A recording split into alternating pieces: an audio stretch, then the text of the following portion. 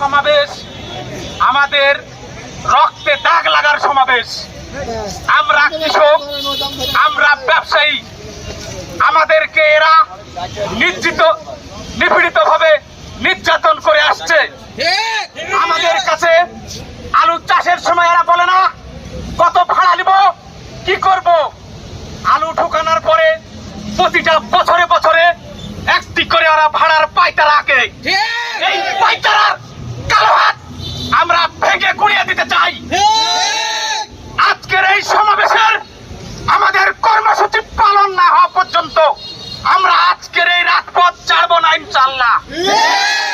আমাদের ন্যায্য দাবি, আমাদের কৃষকের আলুর উৎপাদন খরচ 28 টাকা, আর আজকের আলুর দাম 17 টাকা।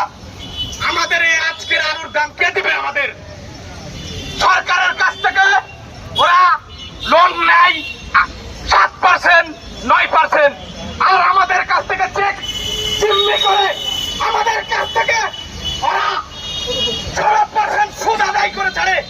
আমাদের কাছে কোনোদিন ওরা 1 টাকাও মাপ দেয় না। আজকের স্টোর ওরা বন্ধ করে রেখেছে।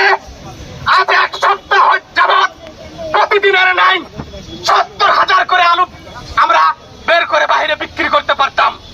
এই আলুগুলো আজকে স্টক হয়ে গেল। এই ক্ষতিপূরণ কে দেবে?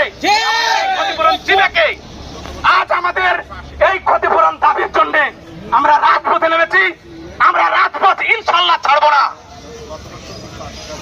আমার সম্মানিত কৃষক ভাই ও ব্যবসায়ী ভাই, আজকের এই সমাবেশ ইনশাআল্লাহ আমরা হাসিল করবই।